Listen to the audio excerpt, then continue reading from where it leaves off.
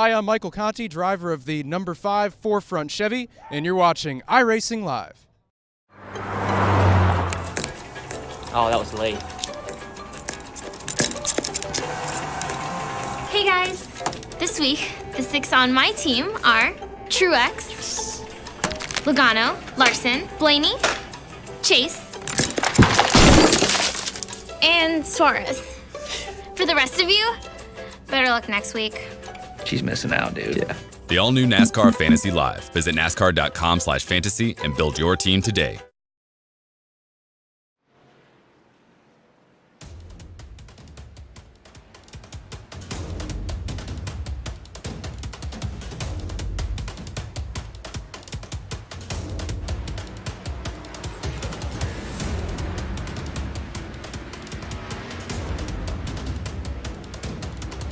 Live from the virtual Sonoma Raceway is where we bring you round number 9 of the NASCAR Peak Antifreeze iRacing Series. Cars are on track for the waning moments of the practice session as we get set to bring you flag-to-flag coverage right here on RaceSpot TV and iRacing Live. But before we get set to go racing this evening, let's recap how we got here and take a look back at Michigan from 2 weeks ago in this week's iRacing Race Recap from round number 8. We're happy that you're spending a Tuesday evening with us on RaceSpot TV and iRacing Live. Pace car going to give way to the number 6 of Ryan Luza, back for round number 8, and he wants to get back to victory lane. American Ethanol, green flag in the air. We're racing once more in the NASCAR iRacing Series. And as we get up to speeds approaching over 200 miles an hour in this one, it is all the 6 of Luza, first time in turn 1. Kiki Leahy behind them has ended up in 4th position. Jimmy Mullis has scored in 5th. It looks like Novak upper hand down low, but cleared by a car length off of the corner, and the 24 slots right into his position. It's not at 36 of Shearburn, and trouble. Caution flag though, and it's problems behind a couple of cars around as they scatter on a back straightaway. One question is, do you come down and pit? The 6 of Luza wants nothing to do with it, but Novak, Leahy, Shearburn, nearly everybody else top 10 wants to come down pit road for fresh tires and fuel. 75 laps going to be complete, still 50 laps to go on the scoring to pylon from Michigan International Speedway. Luza going to wait a little bit longer, holds for 2 seconds, now 3 seconds, and he goes. He survives the tire spin, 3 wide behind him though, as Shearburn couldn't get going. As Taylor Hurst is going backwards on the outside line, Boost is going to be boxed in. We'll see what he does. Does he take it 3 wide? Yes, he does. Are we going to go 4 wide down the back straightaway? Oh man, Vincent thought about it. They're going to go back to 3, and Matt Boost is going to try to squeeze his way from the middle up 2 spots. Can find his way through, and there goes the 6 of Luza on the outside, caught standing still on those old tires. 3 wide up the middle is Busa. Here comes the 10 of Vincent, pushing his way through. And this is really that 6 caught out of guard here. So Luza maintains 20th for the time being. And it has been an atrocity for the 6 car after being so good for so long. And again, the most difficult part about this is look at Overland down into the part of the racetrack way down low where there's no rubber. The worst part about for the 6 machine here is you just can't do anything about it. Mullis tries to clear the 24 off 4. He will slides up in front. The 24 will go back to the inside, try to cross him. Oh, he's going to turn the door. He's going to go around. Mullis is off and into the grass, and he is going to hang on, so no caution, and we stay green. Jimmy Mullis is going to find himself now way back out of the top 25. As we are going to get a caution here just a couple of laps later, but the 24 King Lay will still hold on to the race lead. That's the caution flag that Ryan Luza really wanted, Taylor Hurst really wanted. They're going to have the opportunity to come in and get tires. I would assume everybody else would by what we just saw from the 6 and the 74, but Ryan Luza last time by scored a 19th.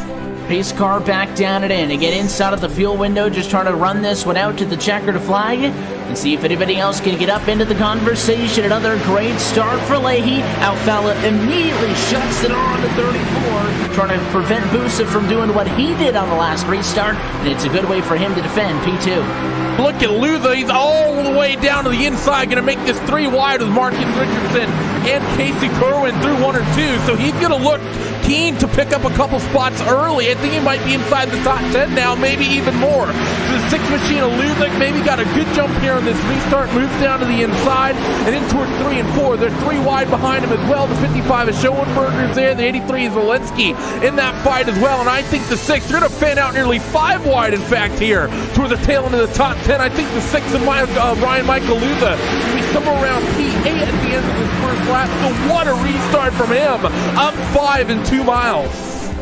Ryan Luza mounts a charge to the back bumper of the 2. Might have got him a little bit free in the middle of the corner. Novak is there, as is Keegan Leahy. The 6 car not afraid to use that bumper right tucked up tight. Goes to the inside, flashes the nose. Ryan Luza wants this lead from Alfala. Alfala looking to hold him off. Tries to throw a block, and there's going to be contact. Alfala gets loosened up by Ryan Luza, who with the assist to the front bumper, and he hits him again now. Ray Alfala into the outside wall, coming to 7 laps to go, and Ray Alfala ushered out of the battle for the race lead. He's there, but I think it's going to come from a big run as opposed to just simply stepping out and using a little bit of the ability to, take that air off of the left or quarter panel per se, take it up alongside him. He's going to have to drive it into the corner, tried it there. Luza used the mirror to come down and shut the door, this time by 3 laps to go from Michigan. And if the top 2 get into it, do not forget about Keegan Leahy, that 3rd car in line. What is Zach Novak going to do? Is he going to think about the points and think about maybe trying to get himself into that top 8 late in the run, or does he want a win as they head through corners number 1 and 2? He's going to run a little bit high here. Is going to be that car of Zach Novak. Gets a good run off corner number 2 again, a little bit loose, but he's just not close enough. That entry into 3 really compromises his run down the front straightaway. He's going to have to think about this move, I think, late, and it might be a last lap pass. He would have seen the way that the 6 car treated that 2 of Ray Alfala, who is now falling outside of the top 5, fighting with the likes of Michael Getz. Caution ends it. It'll be at a slow pace, but it'll be just as sweet for Ryan Michaeluza. Checkered flag and the win tonight from Michigan International Speedway. He comes back, he gets the win, and for Luza, that'll mark checkered flag number 3 on 2018.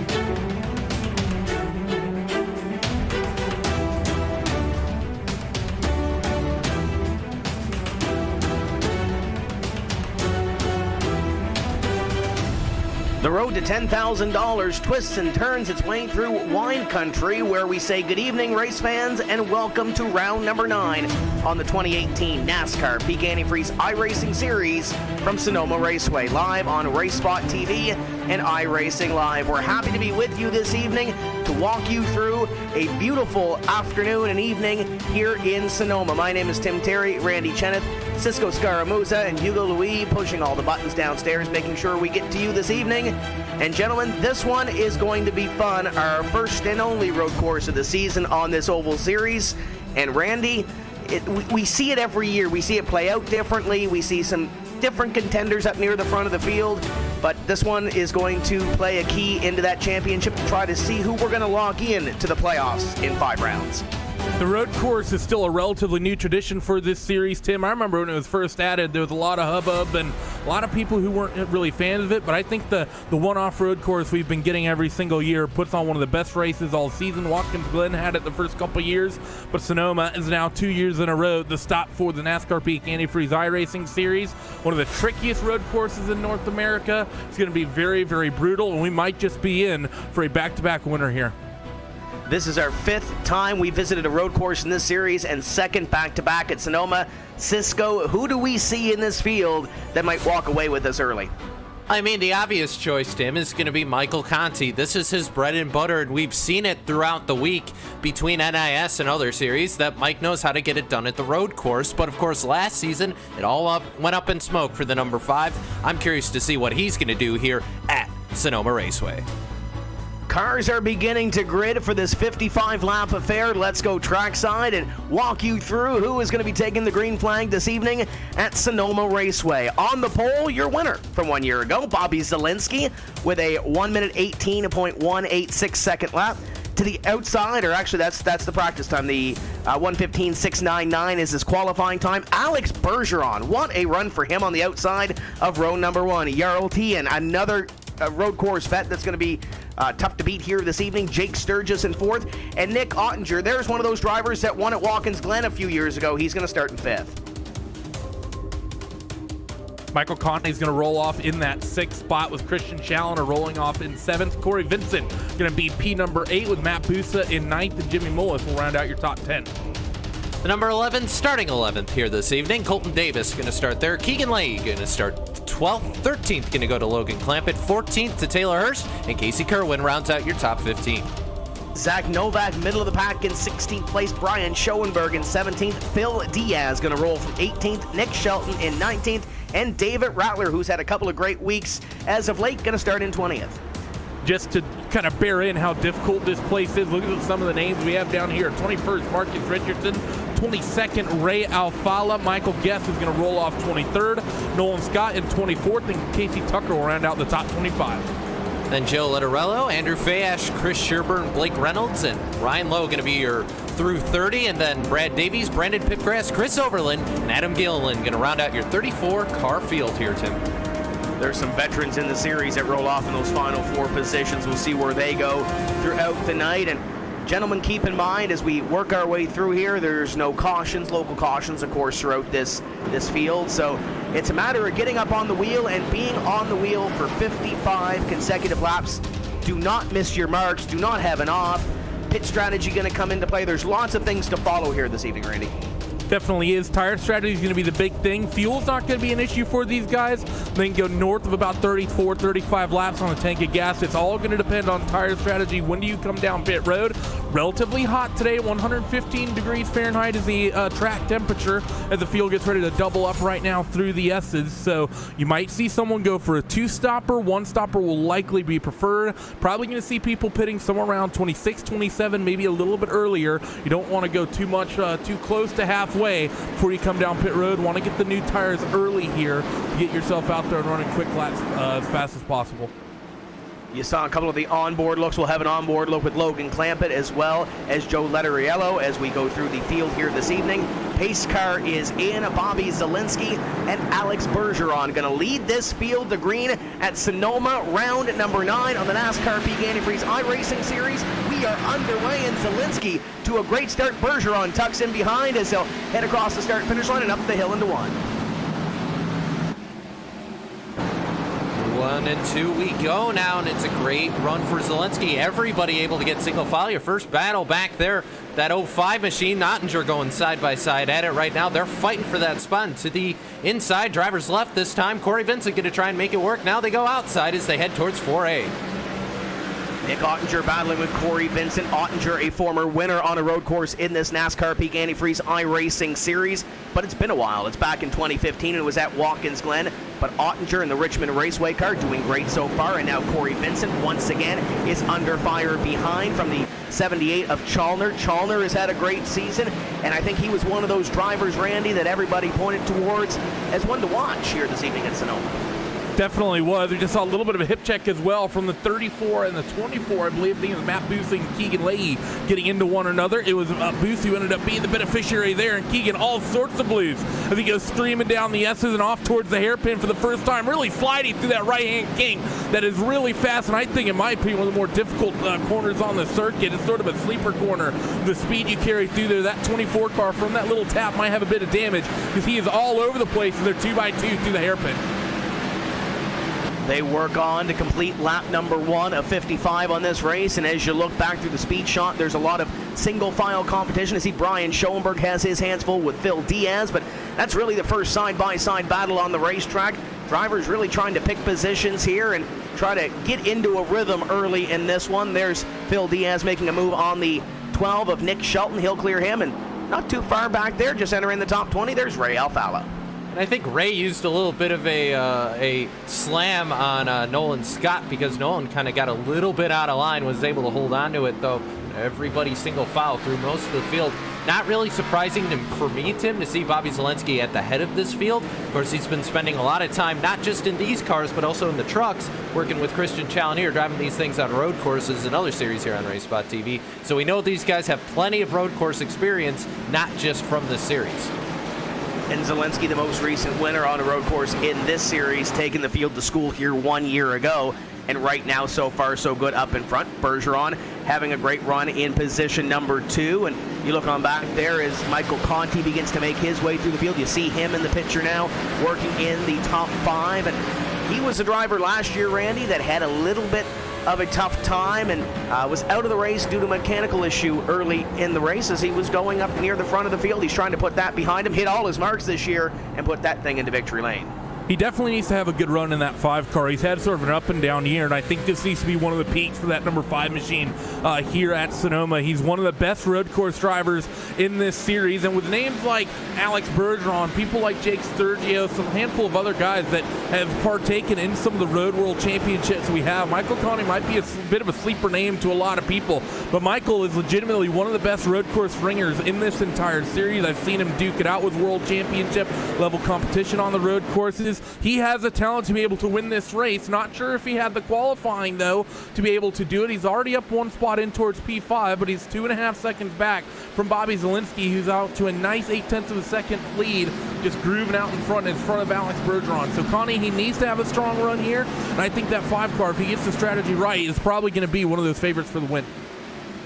He's going to come down here to the hairpin, gets a great run on Jake Sturgis, works to the outside on this corner on the 41. If he can hang here, he might be able to get a position, but the forefront number 5 not going to be able to clear him off corner number 11, and they'll come down across the stripe here and complete lap number 3 in this one. So we'll see what we can do throughout the night on Michael Conti and see where he can go. But as you mentioned, the 41 of Jake Sturgis, there's another driver with road racing prowess as well, up in the top 5 early and working his way through. And we should mention as well, we saw Ryan Luza go to victory lane a couple weeks ago.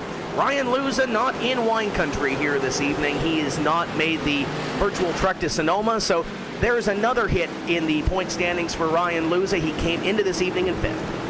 And we were looking at the numbers before tonight, Tim, and one thing that struck us was the fact that despite the fact Luza going to miss another race here, that doesn't mean that he's going to be out of the point standings. In fact, really not going to be able to fall outside the top 10 based on how many points he already had coming into tonight. So Luza sitting pretty here with as well as he did in the first 6 races of the season.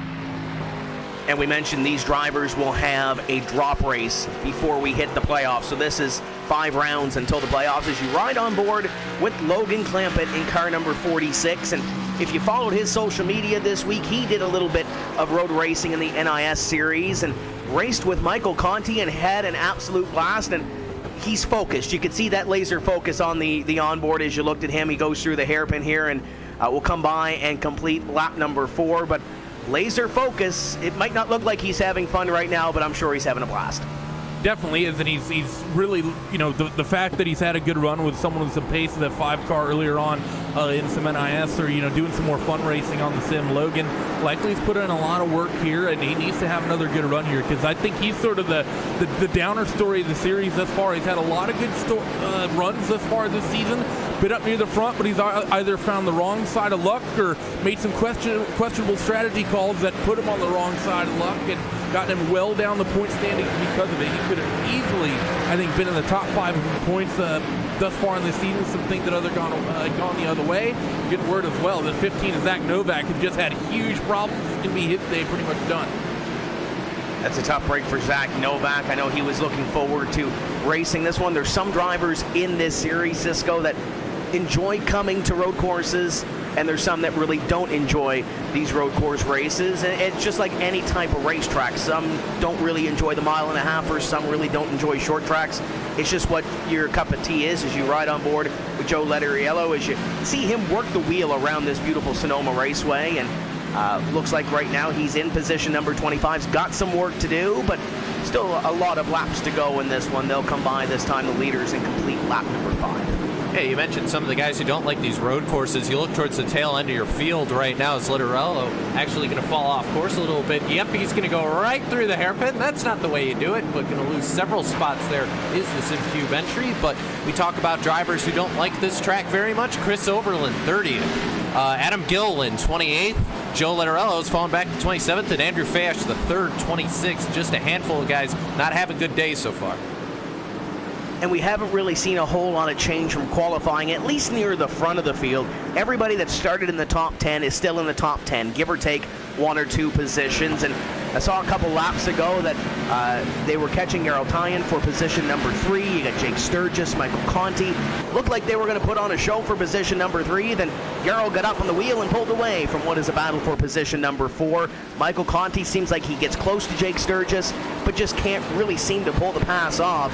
So we'll keep an eye on that as we go through. Bobby Zielinski is still out in front by about 0.8 of a second. It fluctuates every single lap or so, from around 3/4 of a second to about a second behind is Alex Bergeron. And talking about that 4th place battle, Tim, that's what you're pretty much going to get here at Sonoma. It's not an easy track to pass out whatsoever. It's super fun to drive, but it often doesn't generate the sort of awesome side-by-side racing you might get at a place like Watkins Glen or even the Daytona Road Course. Someone who's maybe used to doing some endurance-style racing.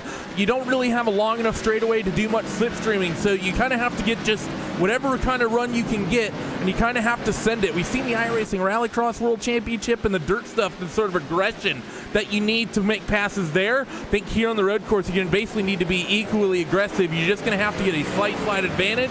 Then, as Daniel Ricciardo would say, you're going to have to just lick the stamp and send it in order to pick up spots today. And that 5 machine of Michael Conti is going to do just that at the tail end of the top end of the S's, and he's going to just about get there, but no, the 41 machine to be able to hold on. That's been the story of about the first 6.5 laps for Michael Conti. He would make that run on Sturgis, but really cannot complete the pass. We saw a really good attempt there to try to get past that number 41. And as they battle, Yarrow has extended his advantage on this little battle for position number 4 by about a second or so. As you can see, the 3 car going in right there, and there's that battle once again heating up. Conti's been trying the outside line going into the hairpin, but just can't seem to get it to stick. Looks to the inside, nothing doing there as they'll come by and complete lap number 7. And what's interesting, back to Randy's point, Tim, is the fact we talked to Noah Gregson this week on the radio show and asked him what he thought about road courses, this versus Watkins Glen and some of the other road courses he's going to be running, like Mosport, and he brought up the point that he likes Sonoma a little bit more because you have to race it like a road course. Watkins Glen is very Speedway-esque. There isn't as much undulation change apart from the S's.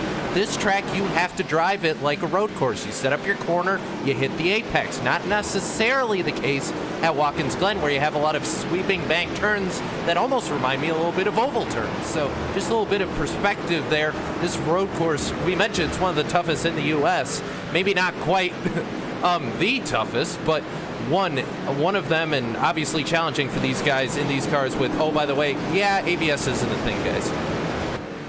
And some of these drivers are being put to the test right now. Nice little pack back here being led by Brian Schoenberg. There's Colton Davis, Phil Diaz, Nick Shelton, the winner in this series earlier on this season. And you mentioned that, and he's running 18th place right now. You look down for Ray Alfala, he's just behind this pack, running in 22nd place. So some of these drivers being put to the test. There's Ray Alfala. He'll have to get up on the wheel and try to move up and try to catch this little pack in front of him that involves top 20 positions. But we mentioned drop races throughout the season. You get one heading into the playoffs, and for some of these drivers, I'm sure they have this race circled on the calendar that it could potentially be one of their drop races. As there goes Davis taking a peek to the inside of the double nickel. Brian Schoenberg trying to hold him off for a spot.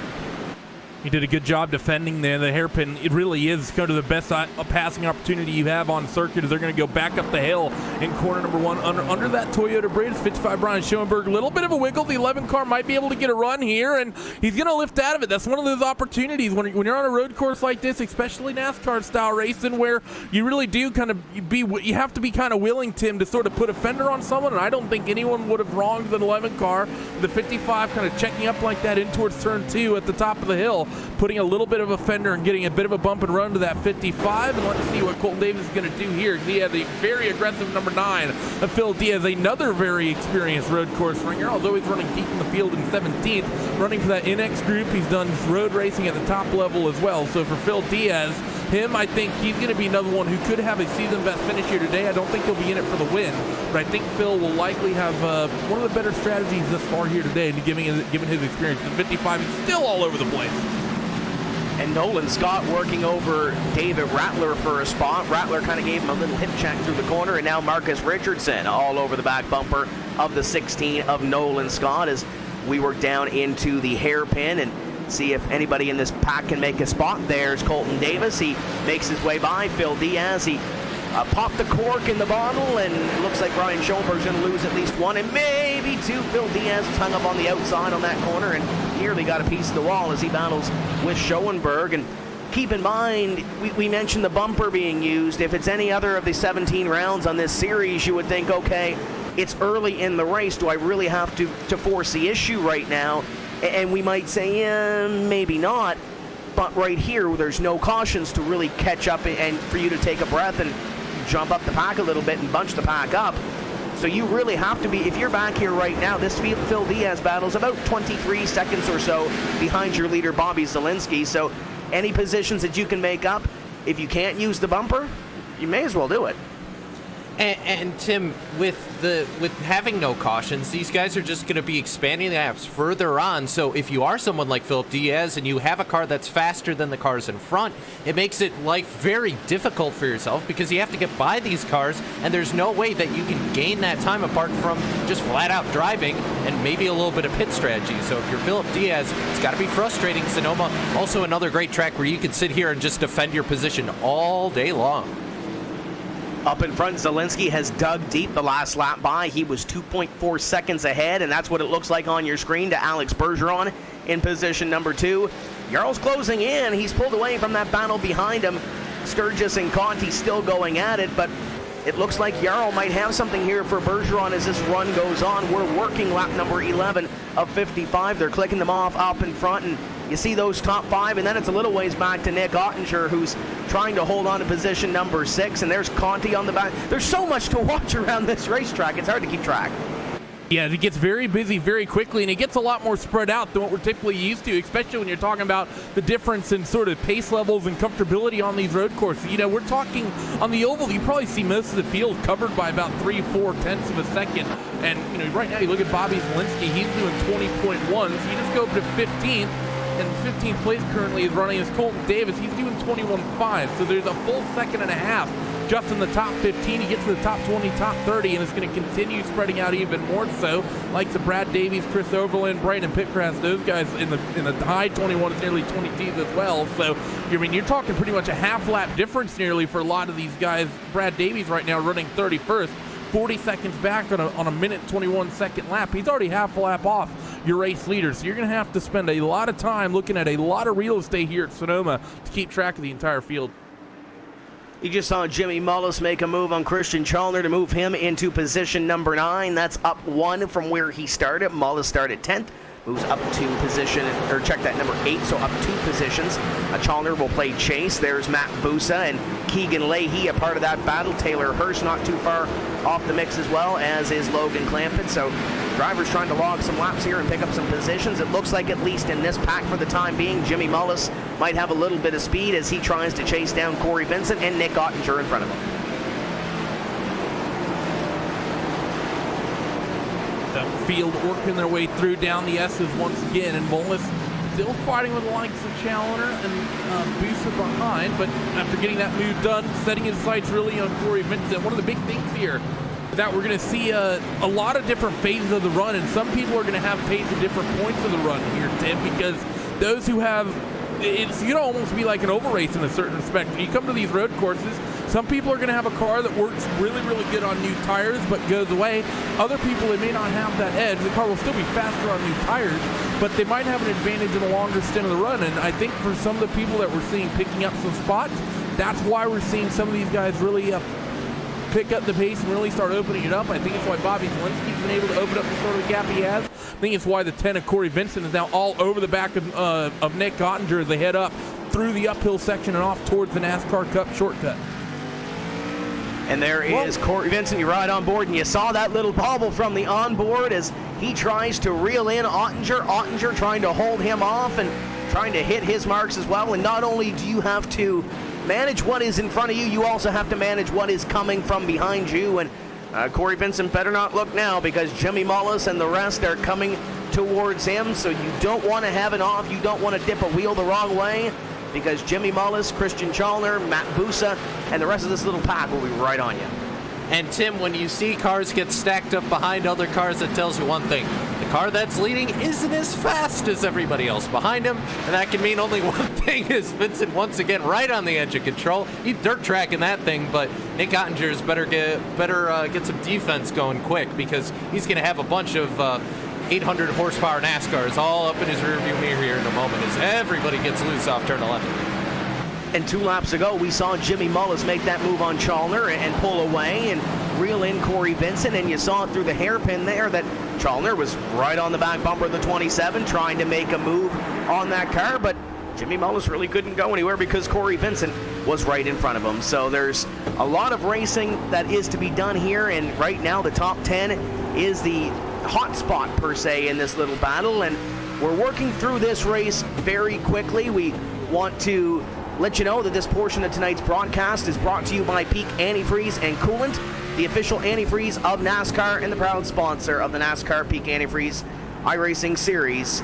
This evening is Challoner working around this racetrack and trying to get back up to Jimmy Mullis. I'm interested to see what they can do down here into the hairpin and see if anybody decides to make a move here on lap number 14.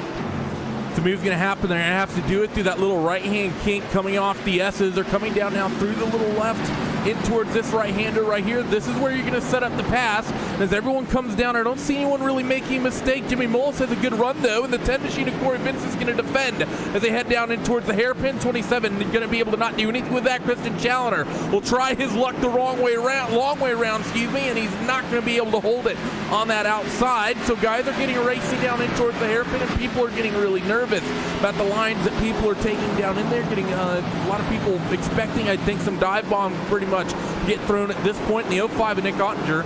You'd have loved that defensive move from the 10 machine behind, because that allowed him to pick up maybe about a tenth or so on the gap. Of the 10 machine of Vincent is still all over the place. I think he might have just missed a shift. Seems like he lost a bit of ground at that 05 there at the top of the hill. Lost a little bit of ground, and now the 27 of Jimmy Mullis on the back bumper of Corey Vincent, waiting for something to happen and try to get a little bit closer to that number 10 of Peak Antifreeze. Number 10, as we'll see what they can do here down into the corner. Challoner once again almost looked like he was going to point that car up high. They get close, but there's nobody able to set that pass up and try to make it happen as we work lap number 15 of 55 here this evening. Zielinski continues to lead. It looks like Bergeron has kind of made his way into that margin a little bit, but it's still 2 seconds between himself and the leader as they'll come by, and lap number 15 will be completed this time. And Bergeron right now is going to be more worried about Jarl Tien right behind him, because Jarl has made up tons of time and is now right back on the back bumper of that 02 machine as they sent the cones flying going into the hairpin. But up the hill we go once again, and Tien's been trying to take it to Bergeron here. And of course for him, this has been great to get back to the road course. This is another one of these road course ringers we're going to be watching here tonight. Bergeron doing a great job here this evening, as is Jarl, as they work through for positions number 2 and 3, and been looking through the pack here, trying to find comers and goers. And Adam Gilliland at one point this evening, guys, was up 5 positions, but he has pulled it behind the wall. It looks like he is done for the evening. Nolan Scott has been doing some work. He's up 5 positions into the top 20 after starting position number 24. So there's a few comers and goers, and looks like Nolan Scott going to try to pick up one more spot at least, as he's got Shelton behind him, and there's David Rattler and Brian Schoenberg putting on a show. They've almost had magnets in between them. It seems like they just can't get away from each other, at least at this point. It's the way that this race is sort of formed up, hasn't it? We're kind of getting these packs of half a dozen cars here or there, occasional pack of 2 or 3, especially out in front. But once you get to about 10th, sort of a sequence about 5, 6, 7 cars, and then a gap, and then 5, 6, 7 cars, and then a gap.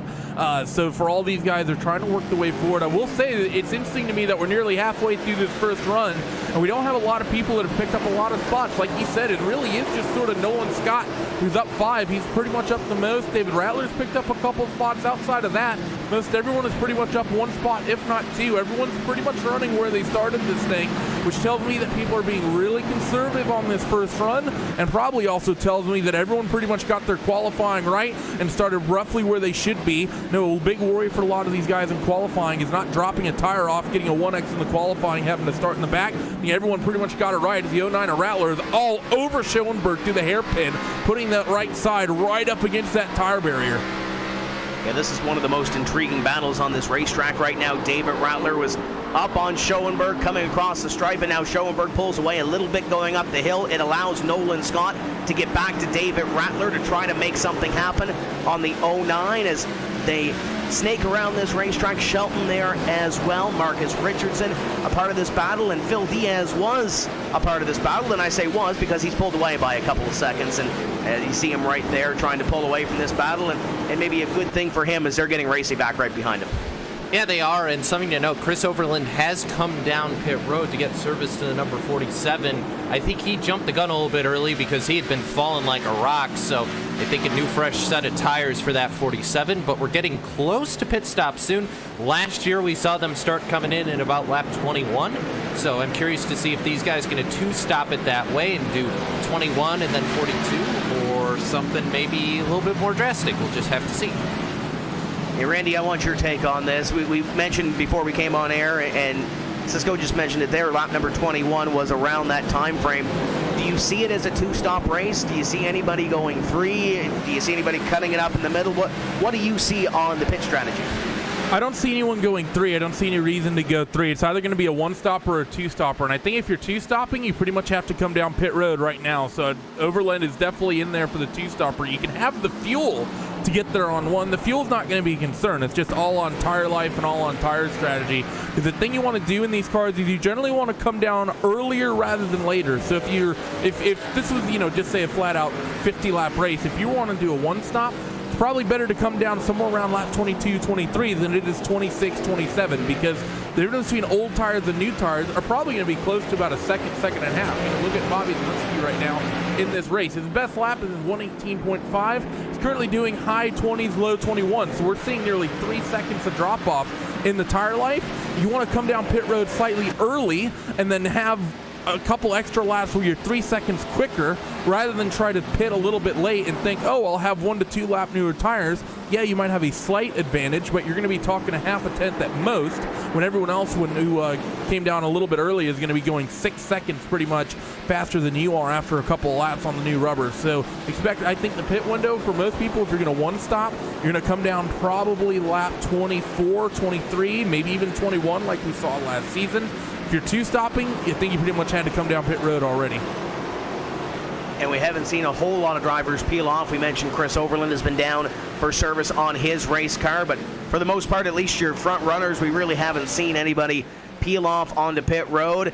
It looks like Alex and Jarl are about to go at it for position number 2, as you see them on your screen right now. And Jarl's been closing that gap. Alex Bergeron actually has been closing the gap on the leader, Bobby Zielinski. Last time by, it was 1.8 seconds.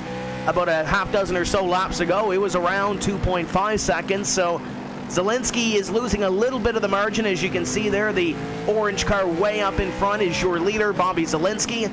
And then you see Alex Bergeron in position number 2 as they come in to the hairpin. Jarl's going to make up some time, get right up to the back bumper of the O2, but can't seem to make a move there. So the top 3 status quo as they come across the stripe to complete lap number 19. And to Randy's point, talking about tires, Tim, you can one-stop this and have the advantage over the guys with two stops. You just are going to be a roadblock probably at the end of the race, and the other drivers aren't going to like you very much. So, I mean, one stop can work, and you can even stretch it if you really want to. The question is, how much do you want to hold up everybody behind you, and how much can you hold off someone who's trying to beat your back bumper off trying to get by you? Wouldn't it be, though, like we talk about the oval strategy where if you're running at the back of the pack and you're not really a factor up in front, to try to be a factor, you would throw a Hail Mary and try to do a different strategy than everybody else. Keep in mind on the ovals, we might have a caution that helps you in that, but you don't have a caution here to help you. So if you're back there, let's say, around the Casey Tucker, maybe the Ray Alfala, just outside the top 20, do you try a different strategy to try to get yourself a little bit closer and maybe get you a top 10 by the end of it? You probably do. I think you'd likely come down and pit. You'd probably just flat out do the short stop because there's really no advantage in going super long. And some of these guys that we've already seen come down pit road, I think that's exactly what they're doing. Is race leaders are going to cycle right past the pit entry once again. Doesn't look like anyone's going to be keen and it's going to come down pit road. Do have a fight between the 10 and the 27 though. They were nearly side by side. And actually those two are going to opt to come down pit road. So the 10 machine of Corey Vincent, who's going to drift it through that pit entry. That is one of the fastest pit entries I've ever seen at Sonoma. Someone needs to cue the music from the Tokyo Drift soundtrack because Corey held that beautifully through there. That was well done by the 10. That was amazing. That was amazing. Jimmy Mullis had a nice little view of that one and really didn't miss a beat on that either. He looked pretty solid coming onto pit road behind that number 10 of Corey Vincent, but they both get on pit road at this lap, and we're working lap number 21 on the racetrack now, which is the lap that Bobby Zielinski came down onto pit road 1 year ago, I do believe, to come down and get his service done to his race car. So we'll see what the Virtual Racing School number 83 does this time by and whether he peels off onto pit road to get service on that race car. 21 laps being worked. Zielinski, Bergeron still lead this thing as they work around Sonoma. Well, I don't think it matters if Bobby Zielinski wins the race because I think Corey Vincent just won the chat, at least based on what I'm looking at on YouTube right now. But Zielinski once again going to go past pit road, so he's going to stay out another lap. But I just can't get over that. I've never seen that before, but I guess he went for the whole Dorif Dorito or something along those lines. I don't know. Yeah, something like that, and was still able to keep it underneath him, at least for the most part, and not lose any time on the racetrack from where he would have been. So far, so good. We'll see if anybody else can try anything neat coming on to pit road, but so far, Corey Vincent has the nod there. You see the 1 of Marcus Richardson laying the pressure on the 12 of Nick Shelton as they work for what would be position at number 19 right now, as they'll come by this time and go by pit road possibly, or do they decide to come down pit road? And here they go by pit road, and the Toyota owner's 400 number 1 gets right sucked up to the back bumper of Shelton. Can't do anything there, as it looks like behind him there might have been a little bit of a change for position as well. And is that the 27 of Jimmy Mullis? Yes, it is Jimmy Mullis coming back up through the field. And this is going to give you an idea of what the pace difference is on new tires. You're talking these two. Yeah, they were up near the front of the field, but look at the way they've closed on the 1 of Marcus Richardson. And this is the sort of risk you have short pitting, is that, yeah, you can get out on new tires, but you're going to come out on new tires in traffic. You can't do anything with that new set of rubber. Watch the way the 10 machine is going to close on Jimmy Mullis because he's trapped behind that 1 car. Now Jimmy's going to make a move down the inside here, coming in towards corner 4A. The 27 car is should be able to just about get that move done. 10 machine's going to pick up a run as well, and they're going to, while they'll have pace here, it's going to be difficult trying to wind their way through the field. I will say, I would expect the 02 car of Alex Bergeron, potentially even Jarl T and one of those guys. You know what, maybe even the likes of Jake Sturgios, Michael Conti as well. Think about the fact that we're seeing nearly a 3-second drop off on the tires for these guys. You only have to do 2 laps on a short stint compared to that 83 of Bobby Zielinski to be able to jump up to the race lead if you're that 5 machine of Michael Conti. So I think if you're Bergeron, Tien, or Sturgios, maybe even Conti as well, if you're thinking of trying to pull off a win, I think you have to pit here before that number 83 car pulls the trigger. Nolan Scott just about drifted into Brian Schoenberg going into the hairpin there. There was some contact, and it nearly looked like Stuart Hamlin all over again there. Do you think he was taking notes on that little pit slide from Corey Vincent? Yes.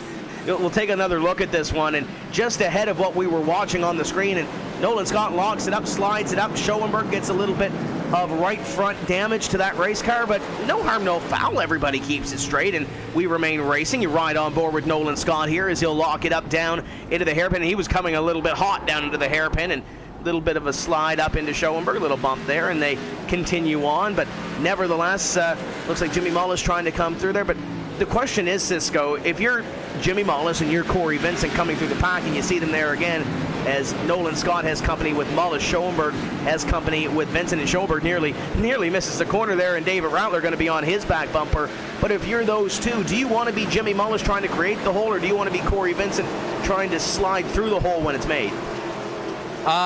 It really depends on where you are on the track. If it's one of these S's, you kind of would rather be the guy trying to make it happen after the hole's been already opened up. But if it's one of the slow corners, you know, the opportunity to open up that hole might be better off for you because there's less chance of going wrong. Nolan Scott going to hit pit road does not surprise me in the least. I think I could smell the tires from up here in the booth. They were toast. Yeah, he's going to come on to pit road, and he looks a little under control compared to what we saw with Corey Vincent over the last time that he was around that hairpin. So he'll come in and get service on that race car. You see Matt Busick, Christian Chalner, Keegan Leahy, and I believe that's Taylor Hurst right behind there as well, working through this racetrack. Ryan Lowe has come down pit road already in this one. That 7 is a lapped vehicle, and then the 05 of Nick Ottinger, and that is the 6th place driver. Your top 5 have yet to come down pit road. Bobby Zielinski will come by this time, and he'll stay on the racetrack, so he'll complete 24 on the racing surface. And here comes Jarl down pit road. He was battling with that 02 of Alex Bergeron, and looking good so far. No, not much of a slide, but he attacks that line, and he's down on pit road to get service. Didn't give it the old handbrake turn there through the hairpin, but this is a fantastic call from Jarl. He was kind of trapped behind Alex.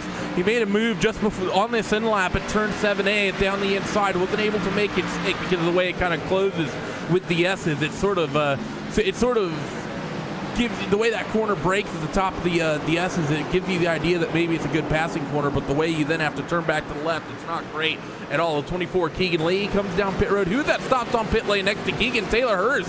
Rookie mistake from the 74. He misses his pit box and has to do some reversing on pit road. So disaster for the 74 car. I highly doubt that was part of the strategy today, but I would expect now that 3 machine should be able to come off of pit road, and when Bobby Zielinski pits, he's going to be very, very close to potentially losing that race lead if Jarl can maintain and get himself a really quick outlap here. We'll see what he can do as they come off of pit road. The 83 is Zielinski, still on the race course right now. They'll complete 25 this time by, so 30 laps to go. And here comes Zielinski down onto pit road, so he will surrender the lead at the end of lap number 25. Alex Bergeron stays on the racetrack. That'll put the 02 up in front of the field. And I was about to say, before that pit stop, Bobby Zielinski was building a little more of a lead. It was down to under 2 seconds, and it was over 3 seconds before Alex Bergeron takes the lead right here to complete lap number 25. The Bergeron going to get his first lap lead of the day. Sturgis going to also stay out, with Zielinski still down on pit road. Conti has also come in.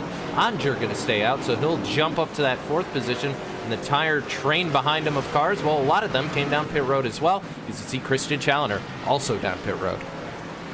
We'll see how this shakes up the field, but the 02 of Alex Bergeron scored as your leader, leading his first laps of the evening here at Sonoma Raceway in round number 9.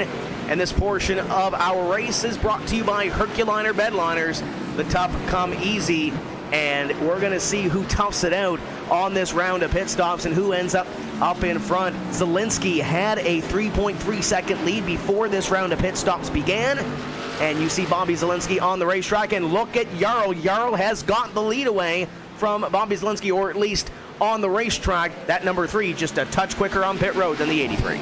And this is why I like this call. The 10 machine, or the 83 machine, excuse me. Oh, a bit of a send there from Bobby. We've seen him in the iRacing Rallycross World Championship. Getting a little bit aggressive here now. He gave the 3 machine a bit of a tap there at the top of the hill, and now they're going to come down the S's. He needs to be aggressive here because this is where he's going to have the biggest advantage, is on this first lap and a half on the new tires. If he spends too much time behind the 3, the advantage of the new tires will eventually wear away, and he won't. Right now, he probably has about a 1/10 and a half. If he waits too long, that'll drop off to probably about half a 10th. Towards the hairpin, they're going to try to send it. Bit of contact. Bobby Zielinski's alongside, and he's going to try to just about pick up that race lead once again. But I think Jarl might have a run there, back down on the outside and through this left-hander. They come to the stripe. What a colossal confrontation for the lead. The 83 of Bobby Zielinski barely got the wall. He goes back to the inside, which will be the outside up the hill. Jarl still has the lead. Zielinski back down to the inside over the berm and still won't get the lead away from the 3. Alex Bergeron has come off pit road, but man, this is an entertaining battle up in front of the field as the 3 continues to pace, and there's the gap back to Bergeron. You actually saw Conti in there as well, so Michael Conti slips in ahead of Alex Bergeron, and they continue to battle up in front. Jake Sturgis, Matt Boosa scored as your leaders, but look at this battle. Yeah, Zielinski tried to go to the outside to hit the apex perfectly, didn't work, and Jarl T, and we talked about it earlier, Tim, even if you don't necessarily have better tires or a little bit slower of a car, you can put on defense and be able to hold that guy behind you. Jarl T, and you can see the rear bumper already damaged on that number 3. He's doing everything he can to hold Zielinski at bay as they head for the hairpin once again. Zielinski gets a big time run. Is he going to try the inside again, or is he going to try? No, right behind him. Maybe a bump here. Oh, he sent it.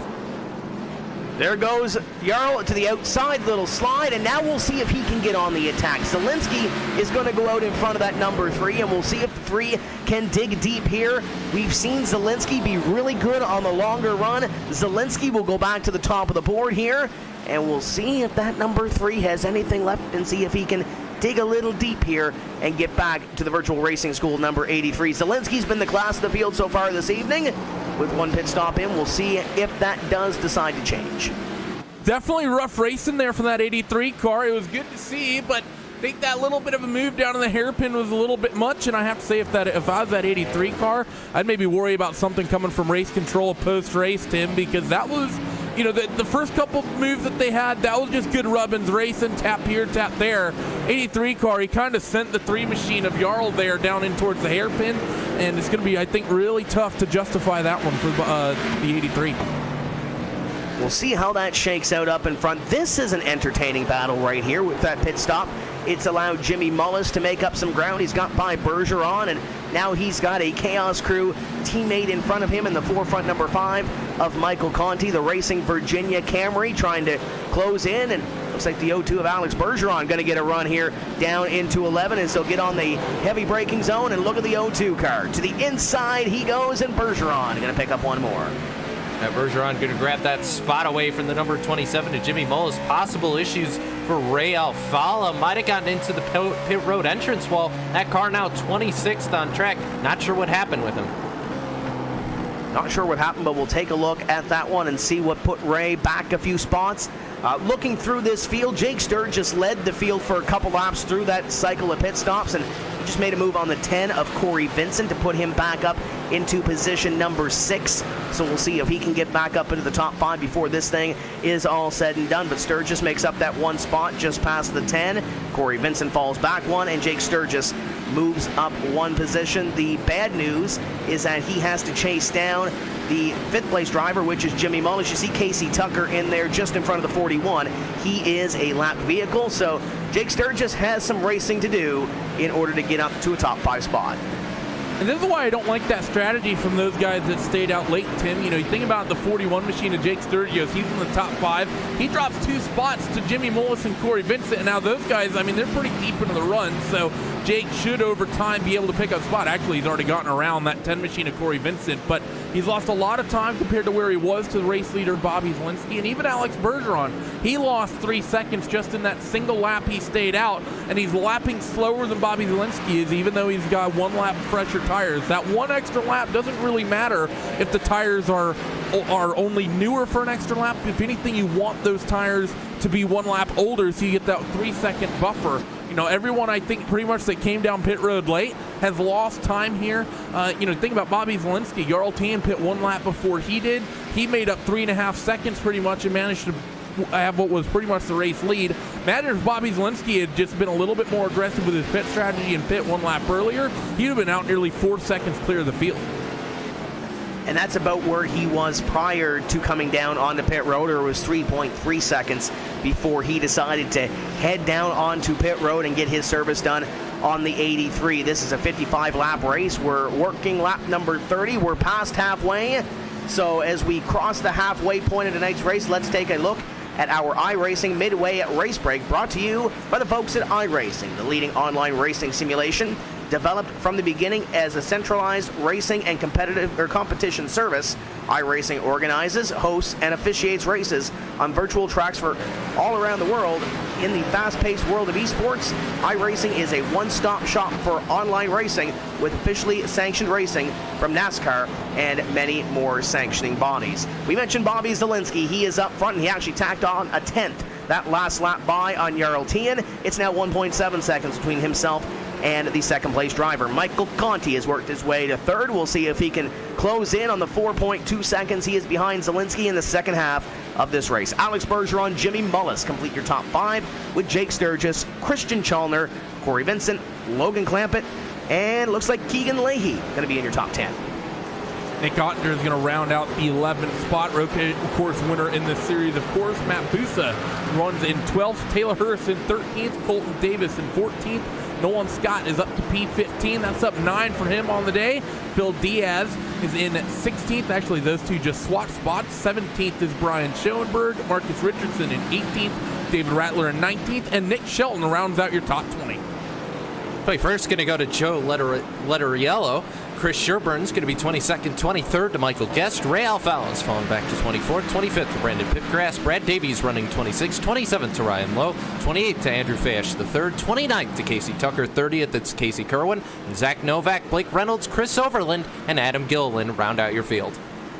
And some drivers that have had some tough luck here this evening as they continue to work around the Sonoma Raceway up in front. That's been a look at your iRacing Midway race break.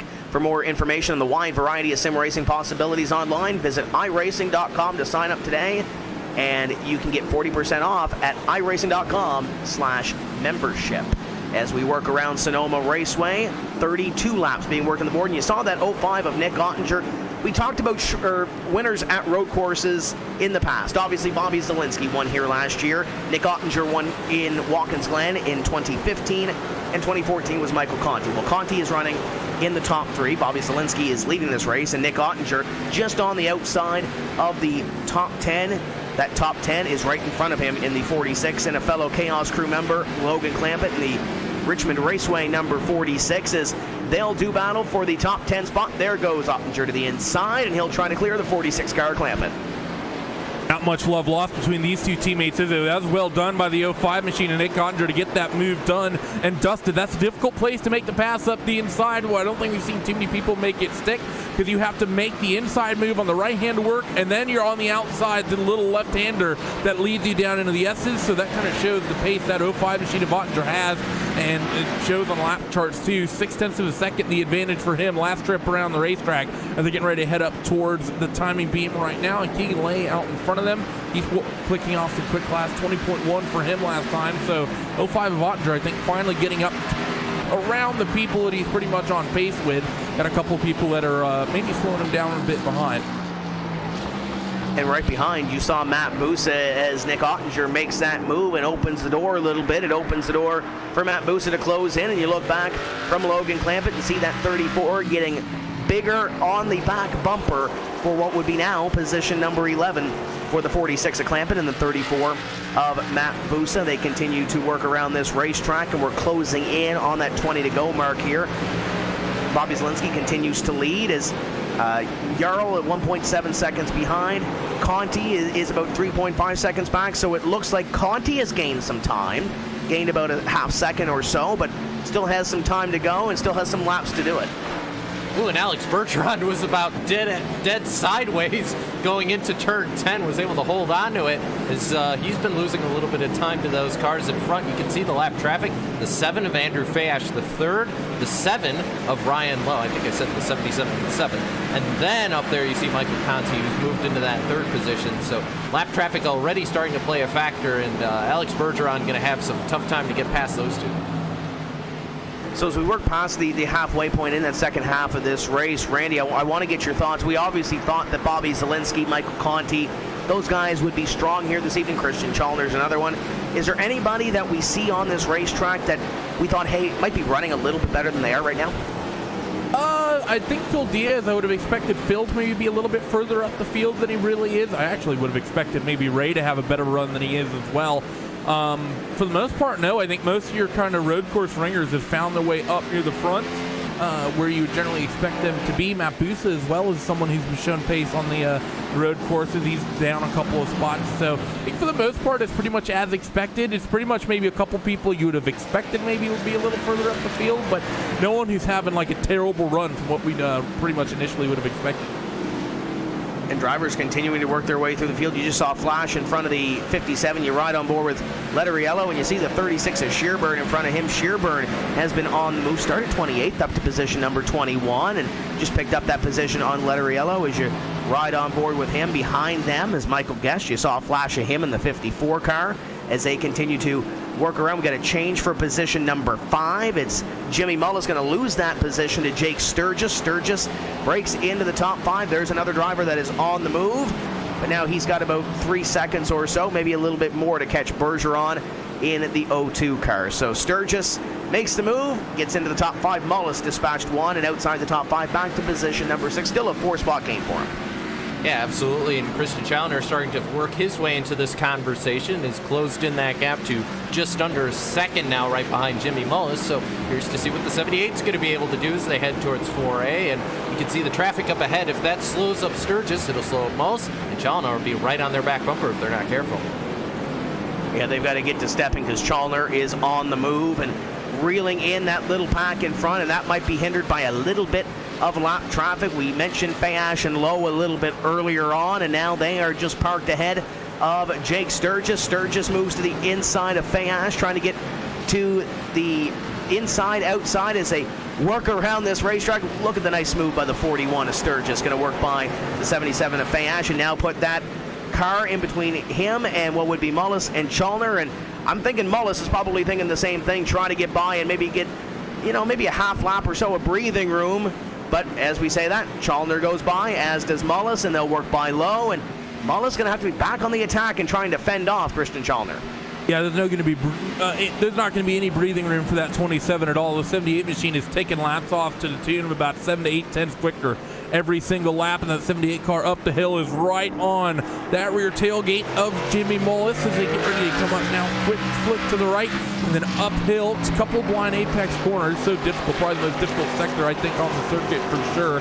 78 car using the curbs pretty liberally through there. And then up towards turn 7A, they're going to come, and that 78 car, Tristan Chalner, the in towards turn 8, might be able to just make a move. He's going to take a peek down the inside, nowhere near close enough just yet. Actually, he's going to dive down there regardless, and the 27 of Jimmy Mullis dives way out of the way, and he makes it more than easy, so moves the 78 of Chalner up into P6. We'll see if Mullis can hang with him, though. It looked like he had an opportunity to move back to the inside of Chalner, but couldn't get the move done. We'll see if he can hang with him here and try to make some ground up on those drivers in front of them. Currently, that is the battle for position number 6. We saw Mullis so strong off of pit rope, and it looks like he's losing a couple of those spots now. Yeah, as Chalner's been able to get by, and the cones go flying once again. If you have a counter going in the chat, feel free to let us know how many cones have been sent flying tonight. But nonetheless, Mullis starting to fall back a little bit more. You can see Chalner start to drive away. And what's interesting is you watch the 78 and the 27, both, or rather the 41, I should say. Both of them are kind of getting loose in the same exact spots, up the hill a little bit in turn 1, and especially going through the S's. Seems like everybody's kind of run into the same traction issues here.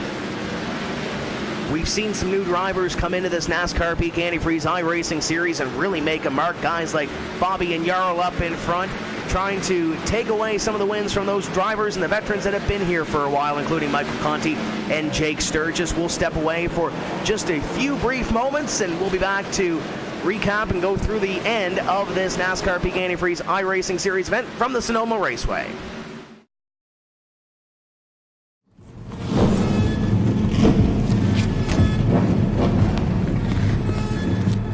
Things can get rough out there. The bumper to the back of the 24. You think you got the brass? I proved it last season. That was last year. Now we've got young blood ready to take out the old. Start your engines. It's time to race.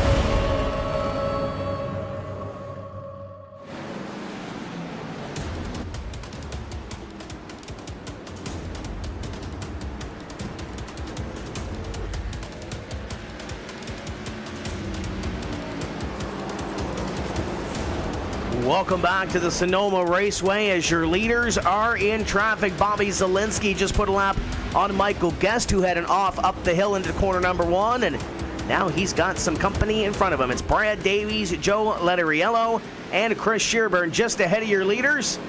Jarl, Michael, they're licking their chops trying to catch up to the 83 through this lap traffic. They definitely are. I mean, Jarl's doing a good job of it, keeping that gap down to about 2 seconds, and they're trading lap times back and forth in the traffic. Michael Conti's been pretty quick as well, but he lost a big chunk of time this last lap, 4/10 of a second.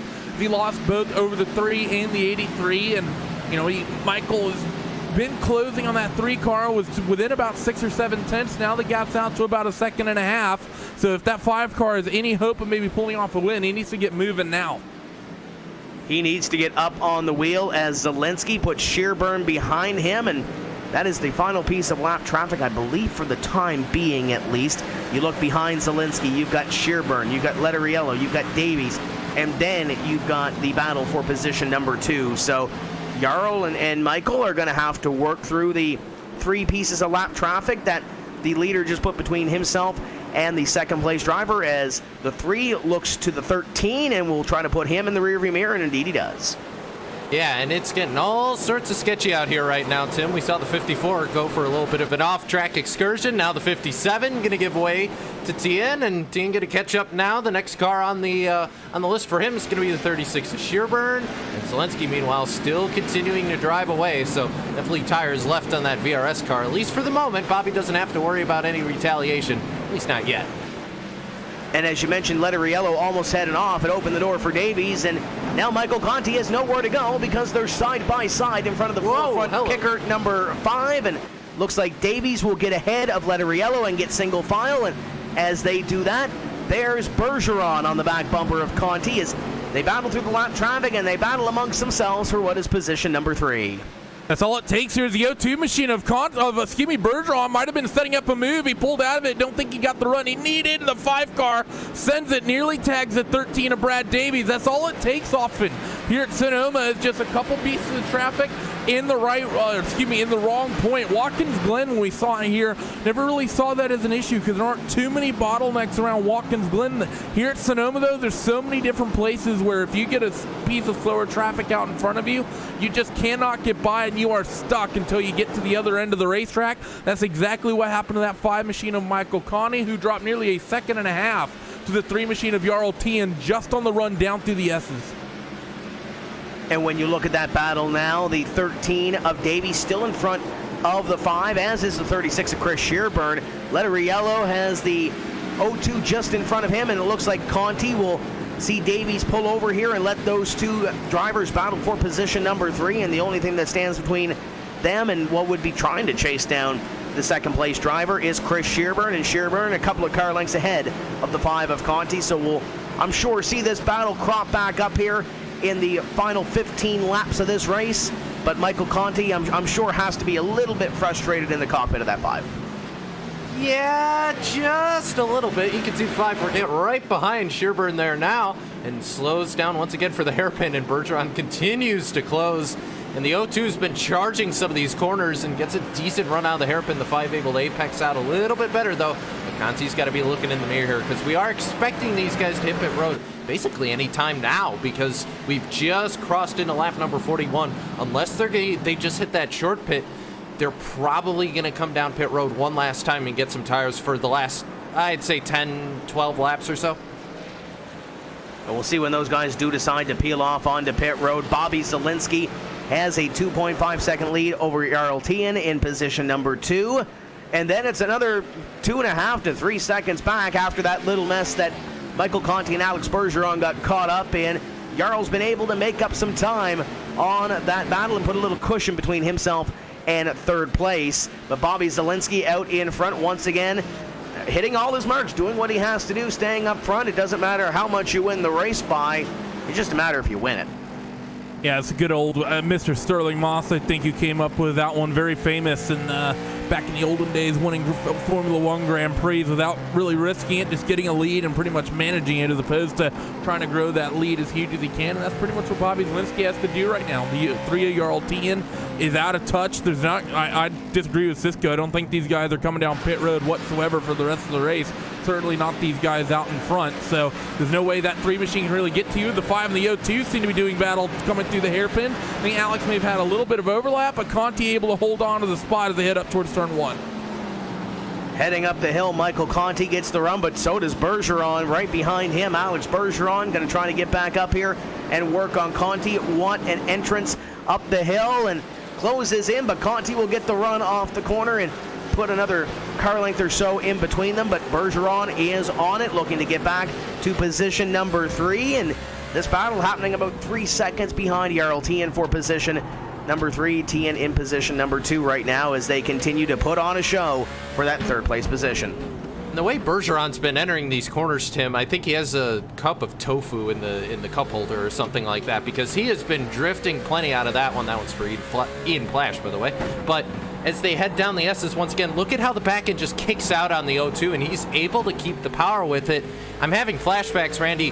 What's the other World Championship Series that Alex runs where they're sideways going through corners? The World of Outlaws Sprint Car and Late Model Series. And he's been kind of successful at that, hasn't he? Yeah, he's been doing really well on that front. Won 3 races. The race last night in Knoxville didn't go his way. He got a nice 18th place finish in the feature after pretty much ending up on his roof. So the O2 car, he knows how to be aggressive, and he's really aggressive in the sprints and the late models. But seeing that 5 car, I think, has just gotten out in front of him so far that I don't think Alex can really reel him back in, and he's all sorts of all over the place through turn 1.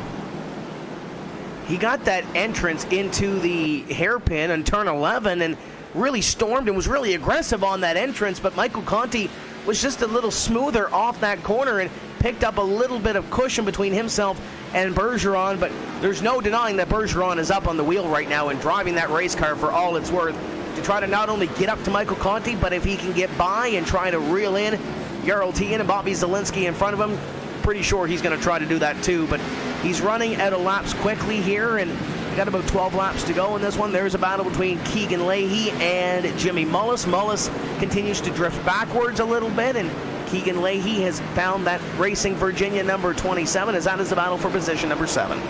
And right in front of those guys, also a battle for cars that have gone lap down at this point. Ralph Brandon Pipgrass going at it, and another battle even further up the field, Davies and Shearburn going at it. So all of those cars in front of Leahy and Mullis still going to be lapped at some point here, and it's going to make this battle between the 24 and the 27 kind of interesting. The 27 got a piece of the curb. Leahy could have the opportunity if he sends it. Yes, he does. Hello, hairpin. My name's Keegan Leahy. He'll go to the inside, little contact there maybe. The 27 not giving him a whole lot of room, but enough room to operate to the inside as Leahy will let that position go for the time being. Got into the wall on the inside a little bit there as well, so they'll continue to dance for that spot as Matt Busa, I believe, got a little bit bigger in the rear view. And just ahead of them, Ray Alfala, Brandon Pipgrass putting on a show, not for a lead lap position, but at least they're having some fun out of this thing. Yeah, I think the way those 2 cars look, I don't think there was anyone confused about whether or not those cars were on the lead lap. The 2 machine is trying to get around that number 29 of Pipgrass, and that's one of the big things is that I think for Ray, where he currently runs, I think this would pretty much be his drop, currently running 26. He's had a pretty consistent season thus far. I can't remember, did he get dumped at Daytona? He may have, so Daytona may still be his drop, but this could be pretty pivotal for the 2 machine regardless in terms of the points to be running pretty much close to outside of the top 30. This could be one of those races that Ray Alfala circled on the calendar and said maybe this is going to be our drop, and maybe on that other side coming in, maybe just to have a little bit of fun and try some road racing prowess. And you never know what you're going to get until you get to the racetrack that day and see what the weather is and put that race car on the racetrack. So regardless of the finish this evening, Ray Alfala looks like he's having a blast, at least battling with Brandon Pipgrass here, as he'll get a run out of turn number 11 and pointed down the straightaway, and those 2 drivers will be, well, I thought they were going to be side by side. Alfala doesn't get the run that I'm sure he desired off the corner, and behind them they battle for a lead lap position. So battles all over this racetrack, regardless if they're for a position or not. This one's pretty entertaining though. And right behind him, Keegan Leahy just pounded the turn 12 wall to the left side. You can see the fender crumpled in on that VRS machine. And look at Mullis still trying to defend. It's two battles right next to each other. But Leahy going to get very loose there coming over the hill. And hello, Matt Busa. All of a sudden, this is a 3-car battle for that position because the 34 has come out of nowhere. The Radicals Online machine going to take a look to the inside, maybe at turn 7. And if they continue to battle, Nick Ottinger's getting a little bit bigger in the rearview mirror as well, too, in the 05 car, as they continue to put on a show for what would be around position number just out inside the top 10 right now. Jimmy Mullis 7th, Keegan Leahy 8th, Busa 9th, and Nick Ottinger in position number 10. So I'm sure that battle is going to change hands before this thing is all said and done. Jimmy Mullis doing a great job holding on. Keegan Leahy gets a great run into that corner and trying to set him up down into the hairpin. That's what it's looking like. The 34 machine up the inside. The 24 is going to try it the long way around, and the 27 is trying to defend somehow, some way. But the 34 machine of Busa going to be able to pick that spot up, and now he's going to try his hand at getting around that 27 machine of Jimmy Mullis, who set himself up as a nice little roadblock. I think that 27 car, he kind of went with the early pit stop. And I think initially I was expecting him to go with a two-stop strategy, Tim. But I think Mullis realized that two-stopping wouldn't be able to get him anything. He'd be really far down the order, and while he'd be super quick, it'd be a bit of an uphill battle for him. Now he's just trying to, I think, hold on to this car and get whatever spots he can. And you know what? I think he has a good chance of being able to do this because he's going to take a couple laps for most people to get around him, and right now we're working lap number 46 of 55. This race is going to be over in a hurry. 34 machine though isn't going to waste any time. Mullis dives down the inside here at turn 8. The 34 car is just going to be able to not get that job done, so Mullis doing a beautiful job holding on. And doing a great job right now trying to hold off Busa, trying to hold off Keegan Leahy, and Nick Ottinger continues to reel in this battle as well. He wants a piece of what would be the 7th place position before this thing is all said and done. And just behind them, Logan Clamp and Taylor Hurst putting on a show. There's all kinds of battles around this racetrack. Does Busa try the outside line here into the hairpin? Looks like he's going to, and is he going to lose a position? Keegan Leahy's looking to the inside. This one's going to get good as they come across the stripe. Busa, fantastic run out of the hairpin, and he'll have Mullis past him on the outside the hairpin. You don't see that every day. Thank you, Matt Busa. All of a sudden up to the 7th position, +2 on the day, but fantastic pass, textbook, how you get it done on the line. That usually doesn't work. And as they work their way up the hill, Nick Ottinger has caught this battle. Keegan Leahy trying to get by Jimmy Mullis as well. He saw Busa just do it, so he's going to go over the curve to the inside, try to make it happen, but can't get the run on Mullis. And hello, Nick Ottinger. Ottinger, a part of this battle as well. He'll put the Richmond Raceway car to the outside, and looks like he'll try to get one, and he will indeed on Keegan Leahy. Leahy falls back one, and hello, 2 for 1. He's got the coupon book out. Nick Ottinger looked to the inside, trying to pick up one more. Yeah, well, unfortunately, that coupon expired, but I think the 05 machine still probably has a gift card. Oh, we got a car stopped in the Estes. Who is that? That 57. Is Joe Letterello, the 57 machine. Big problems for him. Not sure what happened to, he definitely spun off to the right, and I think, you know what, he was fighting with a 54 car. He got a little bit loose, and there wasn't any contact beforehand, but Joe just trying to defend his position, got a little bit of wheel spin and spun into that 54 car of Michael Guest, and big contact on that inside wall. Seen a lot of incidents there in the real world. Been really clean here, though, in this series, as the 05 and the 27 Mullis still fighting back and forth. And Ray Alfala threw that head a little off as well. He had to go through the dirt to try to get that thing back out onto the racetrack. It's a great piece of driving by Ray, as well as Michael Guest following the little contact there between the 54 and the 57. And there's Jimmy Mullis under fire once again. Ottinger is there, and it looked like Ottinger was trying to set something up, but nothing doing at this time. Leahy is still a part of this battle. We saw him lose a couple of positions and still hanging on to the back bumper of the 05. Now Ottinger goes to the outside of Mullis. Is Mullis going to let him have it? Yes, indeed. Mullis going to fall back one more. Yeah, Ottinger going to grab that position through 4A, and now Guest going to look to the inside of Pipgrass right in front of Ottinger. That's for a lap down spot, and Ottinger has the track completely blocked in front of him. Now Guest going to let off and let him by there, and Mullis now right up to the back bumper of Guest. The door slammed in his face right there for Jimmy Mullis. And looking down the final few laps of this one, and we saw that boxed in with the lap cars a little bit earlier with Michael Conti, and looking up in front right now, it looks like everybody, at least in the top 5, has separation and insurance between them. 3 seconds between Zielinski and Tien for position number 1. Another 2 seconds back to Conti. Another second and a half or so back to Bergeron. Hello, and then Ray. 4 seconds back. Oh, that got real sketchy. Mullis, Leahy, and Alfala nearly went 3 wide at the exit of the hairpin. Alfala got into the 27. And that got all sorts of sketch there. But it looks like they're going to save all of that and take a look at this here as Guest goes to the inside in the hairpin. Oh, yeah, the 2 of Ray Alfala gives a little door slam to the 27, and it was almost the meat and the sandwich for a moment there. Alfala just trying to hang on to this one by the looks of it late in the run. He's a lap down and trying to hold on for all it's worth in the last couple laps. I'm sure the 27 of Mullis wasn't really entertained by that. He's out there really trying to defend as hard as he can on old tires, trying to hold off that 24 Keegan Leahy, who I think has the pace advantage right now, and in the middle of the hairpin gets a little bit of a door slam. Unfortunately, it may have helped him out, but the 24 Keegan Leahy here in 7A and in towards turn 8 might be able to make something of this, but no. Down into the S's, they're going to stay single file once again. We've only seen someone really once try to maintain side-by-side through there, and it ended up with Letterello in the outside, or excuse me, I guess the inside wall technically, as Keegan is likely going to be setting up the move on the hairpin through this right-hand kink. Has to pick up the throttle early. Can the 24 pick up the speed to get close enough and throw it down the inside? No, he can't. Not even going to try it. And he's still got the 29 of Pipgrass out in front of them. And a lot of busy stuff in the back as well. The 46 of Clampett, he slots into a spot in the inside of the 10 of Corey Vincent. And Taylor Hurst back there as well, looking to pick up a spot. Taylor Hurst and Logan Clampett have been running together for the most part of this one. You look on and look at the big eyes on Logan Clampett trying to get up there and make a pass on the 10 of Corey Vincent. Late in this race, we want to remind you that the final few laps of this one brought to you by Blue Def Diesel Exhaust Fluid, the #1 selling DEF in America. And these drivers, as you can see with Logan Clampett, are up on the wheel for these final few laps to see what they can get out of this Sonoma Raceway, round number 9 of the NASCAR Peak Antifreeze iRacing Series. And not only does Logan Clampett have to get up in the wheel and try to pass the 10 and probably dance with some of the lap traffic late in this one, there's Taylor Hurst to the inside of the 46. They're going to go at it side by side. Not only do you have to be on the offense, you got to be on the defense.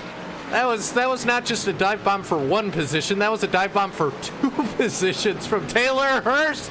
Clampett holds on to it. I don't know how, but Logan's able to hold on to that car, stays in front of Taylor Hurst, no positions changed, and nobody wrecked there in that kind of area from 4A to 7A and then into 8. I have no idea how they kept it alive, but let's see what Hurst does here coming into the hairpin. Nope, lane's blocked there, so nothing going to happen this time. Clampett drifts. Can he wheel out of it? Yes, he can.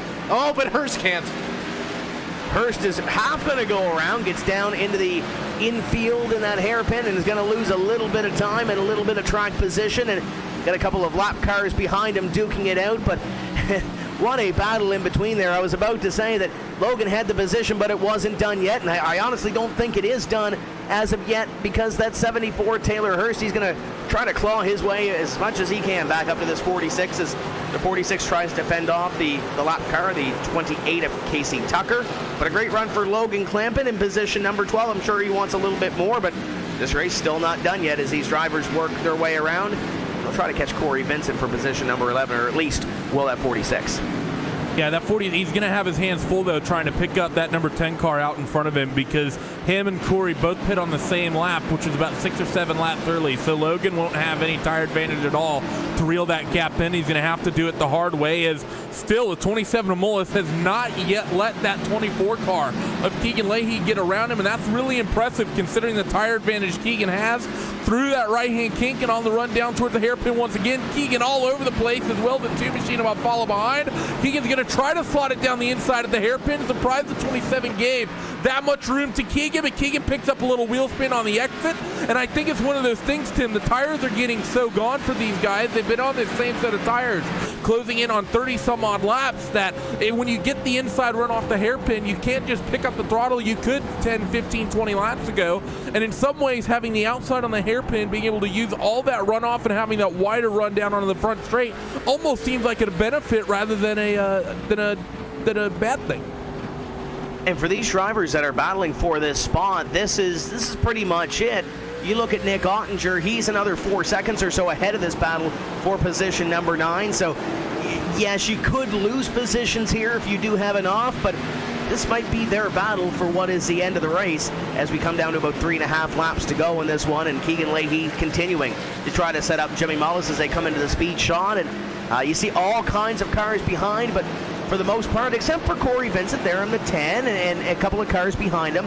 Ray Alfalo, a lap down car. The 54 of Michael Guest, a lap down car. So this battle for position number 9 coming down to the end of it has a little bit of breathing room, per se, on what would be 11th.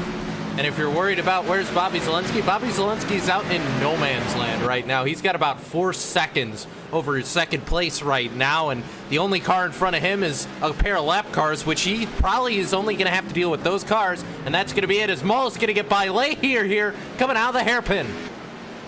What a move that was, and it'll put Jimmy Mullis up 1 and or back up 1. Keegan Leahy was to the inside. Fancy little crossover move for the 27 of Mullis back to the inside and takes that spot. You're going to see it here on the race spot replay as Keegan Leahy looked like he had it set up, drove it into the inside, absolutely sent it in hard. Aggressive move, drifts up the racetrack. Little bump by Mullis. Mullis back, thank you very much, and we'll take that spot back. So I'm sure Keegan Leahy might have learned something from that move about how hard you can go into that corner trying to push that limit.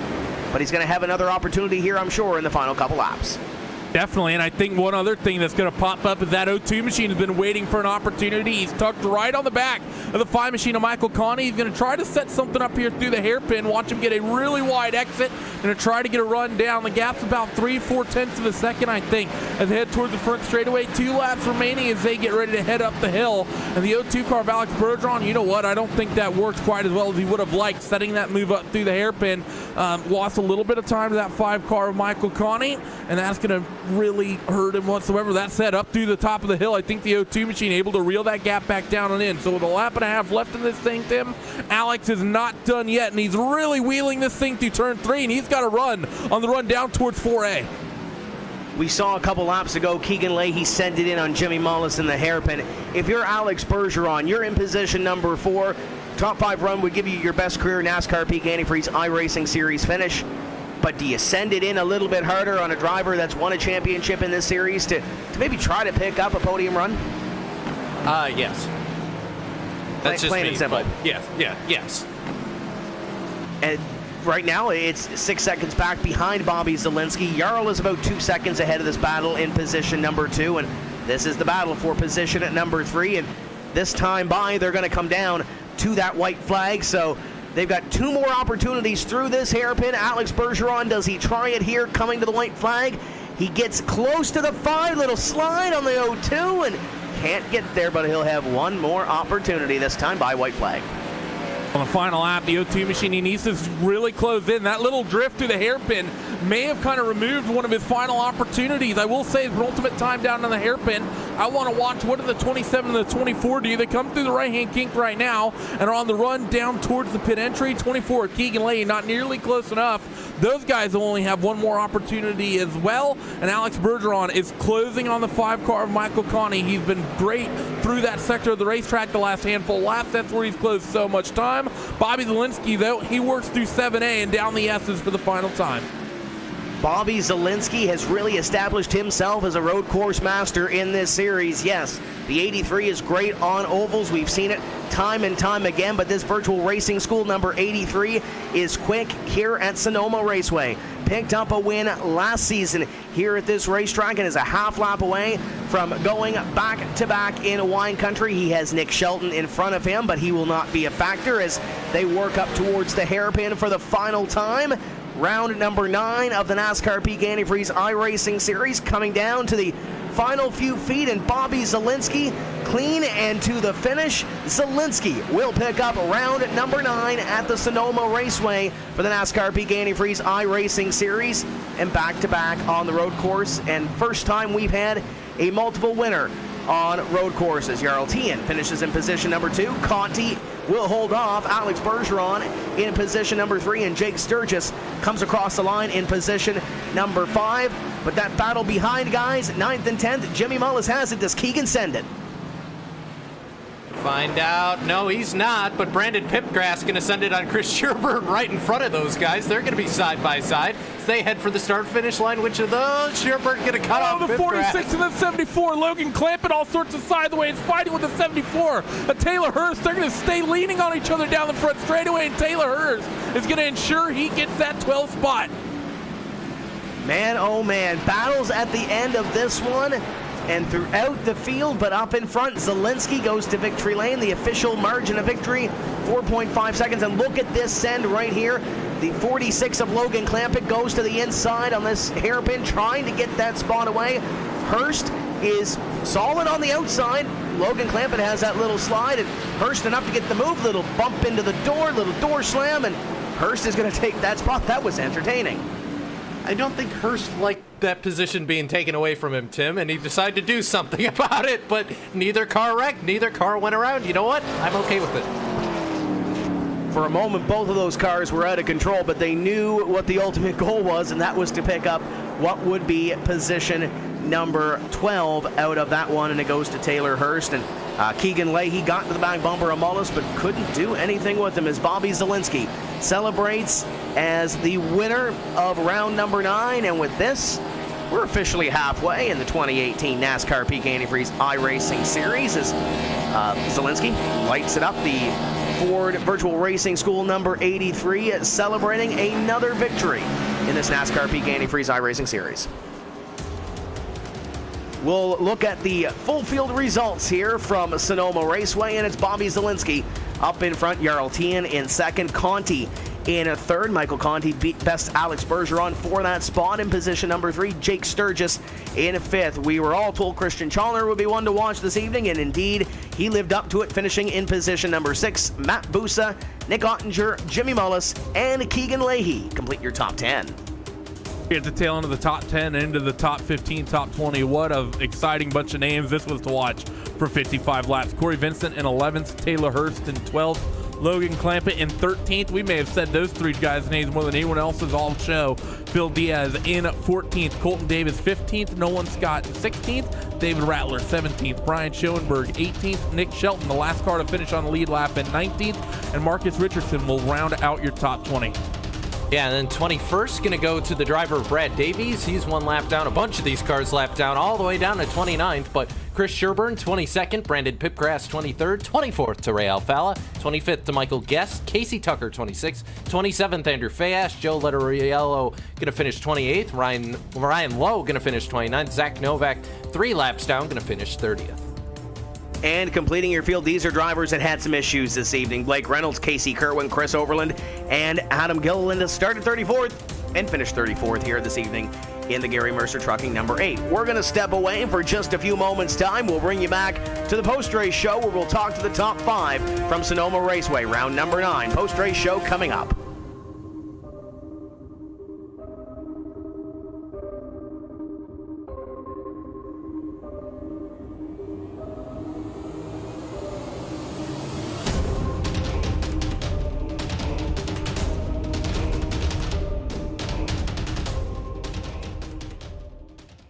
Section PU 402, row 41. Jimmy Johnson, the fastest gun in the West. Section 104, row 4. Blaney out of the first win. Section 25, row 3. What a year for Bubba. Section O, row 25. Keselowski's going to win Talladega. Section 156, row 4. Kurt Busch to the lead on the backstretch. Section 233, row 1. Martin Truex Jr. wins. You get a seat, but we doubt you'll ever use it.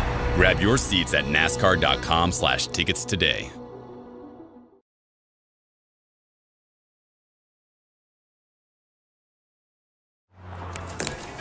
Oh, that was late. Hey guys! This week, the 6 on my team are Truex, Logano, Larson, Blaney, Chase, and Suarez. For the rest of you, better luck next week. She's missing out, dude. Yeah.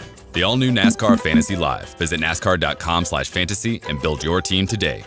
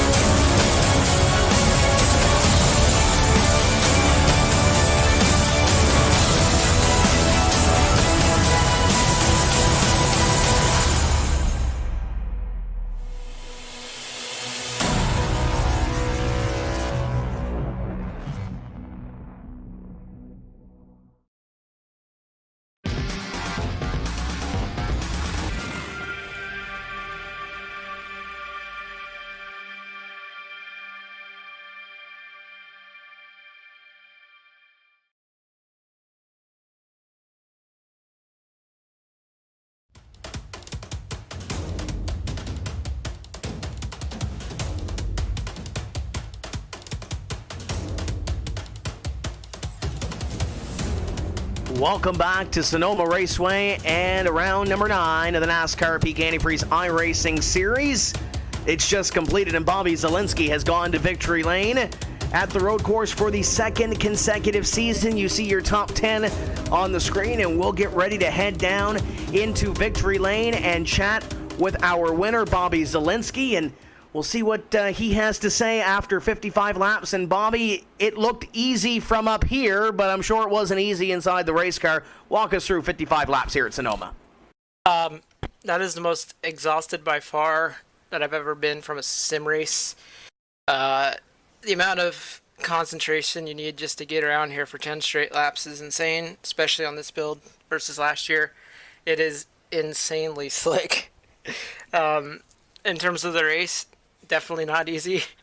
There was a couple of guys that were really quick, like Jarl and Conti, even Bergeron, that I always had to look out for. I don't know if you caught it on the broadcast, but yeah, me and Jarl had a little brawl, to say the least. Anyway, I'm just super stoked I won this race. This is the race I look forward to most every year. It's my home track, and I love it, and I'm just really happy. Was about to ask you about that battle between yourself and Jarl, and it almost resembled like a short track brawl compared to something that we'd see on a road course, but minus a couple of scratches, this thing comes home fairly clean out of that. Yeah, I had to do it for Dale, going to the hairpin, but I didn't, just send it in there. I got into him, and it kind of sent him. I hit the apex, and then I went on my way. He's probably not happy, and I understand that completely. But knowing me and him had a race in NAS Fix 2 days ago where exactly the same thing happened, and he short pit me, and I had to get the move done early or else the tires would equal out, because that's what happened, and then he beat me. So I knew I had to get by him, and he was throwing really good defense, and I just had no options, and I had to give him a little push. And it's not like I meant any ill intent. I just kind of ran my line and let off the brake to make the apex, and the bump did way more than I thought it would. And I don't know, I haven't talked to him yet. Like I said, he might be upset, but I have no regrets. I had to do it. I know you circle this race on your calendar every single year. The NASCAR Peak Antifreeze iRacing Series schedule comes out. But now you get a little bit of momentum. We've got 4 races before we hit that playoff cutoff. Obviously, you're on the north side of that line. But how much can this be of a push for these final 4 races to really get you as close as you can to the top of the standings before we reset the points? Yeah, with this race, it's such a different race, set up and everything. Obviously, we're turning left and right. In terms of setups on oval, we're in a bit of a hole, slip angle, and so we're in a bit of a hole with setups. So I had to get the most out of this race, and I was able to. Puts me in a really good spot to make the top 8. If I make the top 8, it gives me some bonus points. But yeah, it's kind of back to the tears in a couple of weeks because we're really struggling on the setups. Like I said, but we'll do our best like always, and prepare. But I just want to enjoy this one. Virtual racing school on the side of this race car. Who else makes it happen for you to get to the racetrack every week? Yeah, for sure. It's virtual racing school on the car. They've been so supportive. You can go there for coaching, data packs. I'm a coach over there. Keegan Leahy's and Ray Alfala, who are peak drivers, also repping VRS, also coaches and do data packs. Shout out to them too.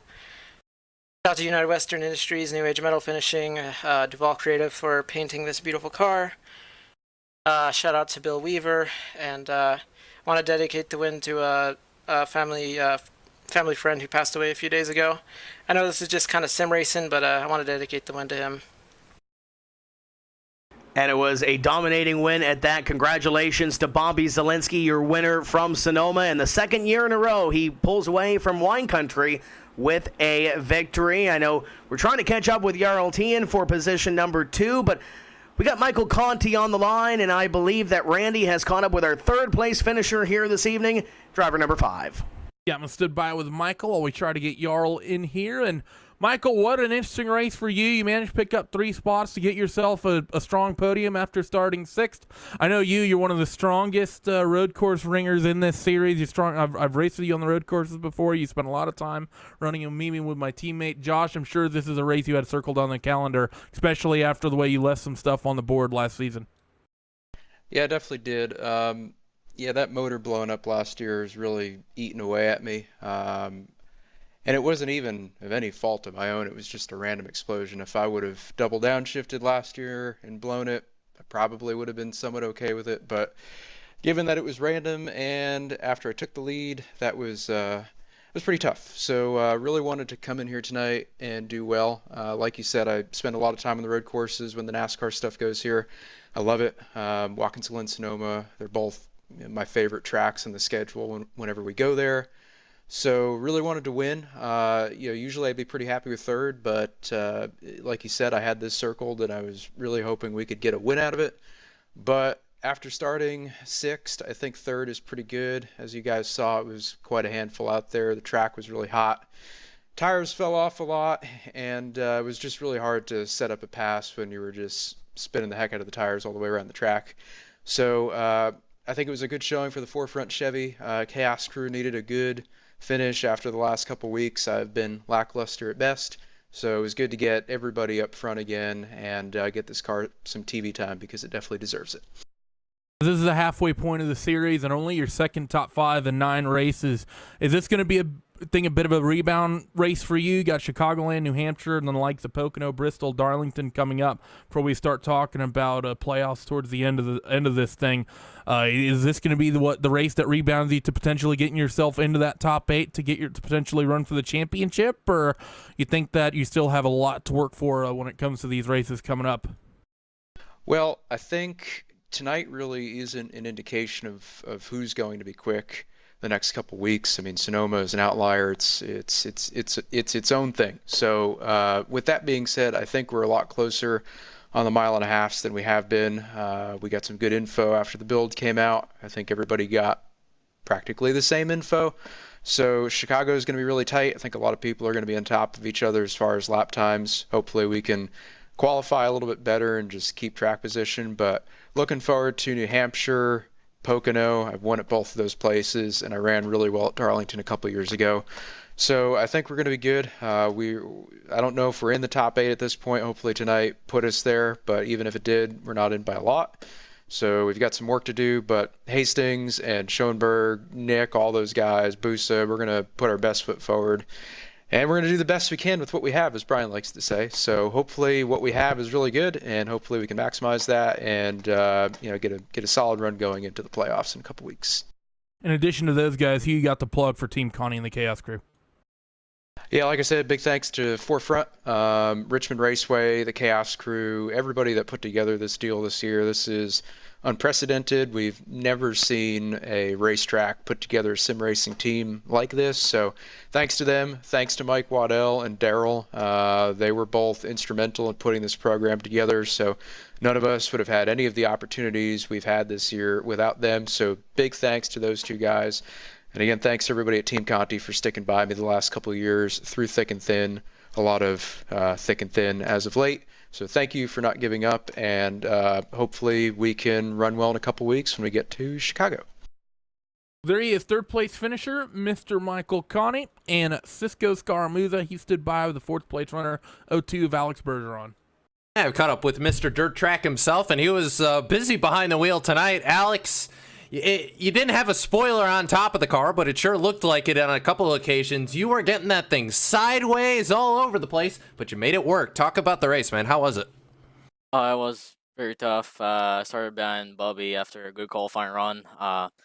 Pretty much the best qualifying run I had this season. Well, it's road course, so I don't know why. Maybe I'm faster there, but I made it happen. So I started second and then followed him the first run. I think we stayed behind him for like 2 seconds behind him over the course of that first run, and then it started to get loose there. And I tried to keep it on the track and throttle control, and we pitted, and then it just we came back behind some lap cars and we stayed fourth. So I tried to battle with Mark Conti there, and it was fun out there. Well, certainly for you, a little bit of a shakeup with you moving to Icon. Talk a bit about kind of behind the scenes. What was that change like for you? Oh, it's just we stay the same guys on Icon now, Motorsports, and we had a good weekend in IS2. So thanks to these guys, they do a lot of work, and I try to work on the setup this week too. And by the way, I would like to thank Race Clutch for all their help this week, Michael Cato and all the guys at Race Clutch. It's just thank you guys for working with us this week and for the rest of the season, and hopefully it's gonna go well. And yeah, it just we made a change, and sad that happened, but it's we just move forward, and we'll see what happens next in the season. Well, Alex, you got a chance to say some of them. Anyone else you want to say hi to out there? Oh yeah, my crew chief Don Etcher for all the help during the race and this week too for helping me out, and Eric Gaudreau for being on the spotter stand and always being there every week. It's awesome to have you guys on, and shout out to Cecil Green. He's at the hospital right now, and he's struggling right now, so shout out to him. He's having a hard time. And you guys for broadcasting, and all my sponsor, the Iman's Record Service and Mara Inc. That's about it. That's Alex Bergeron. He was busy tonight, but brings it home in a solid fourth place position. Alex, congrats, and we'll see you at Chicago. Now I'm going to pass it back to Randy, who's caught up with the guy who finished fifth, and that's Jake Sturgis. Yep, one of the other most experienced road guys here, Jake Sturgis, has a lot of experience on the Road Course World Championships, both in the World Championship Grand Prix Series and the GT Series. Jake, top five for you. You started fourth. I think that it's a good run for him to have, and I think it's pretty much the best run for you this season for sure. But I think for you, were you expecting a little bit more given your experience on the road courses? No, fifth is about where I expected. Wanted a top 5, top 10. Really didn't know how fast we were going to be. But first off, I want to thank the sponsors, SimuCube, SimLab, and V-Racing. Thanks to those guys. And big thanks to Jarl for working on the setup so much with me, and Ashton. Helped out a lot. Without that, probably wouldn't have been top 5. I really hated to see Jarl get bumped out of the way there, but it's racing, so it happens. And yeah, that was a good run for me.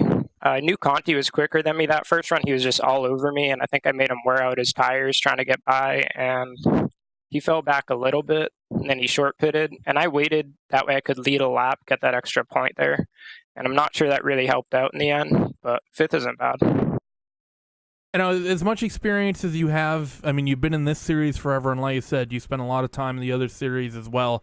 Talk about sort of the differences we have between the two road courses that we run in this series. Of course, Watkins Glen was the road course of choice for the first 3 seasons, but the last 2 seasons running, we've come here to Sonoma.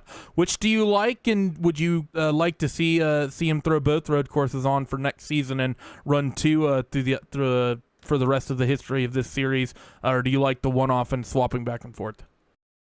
I'd definitely like to see both of them run. They're both good tracks. I prefer Sonoma. It's a bit more technical.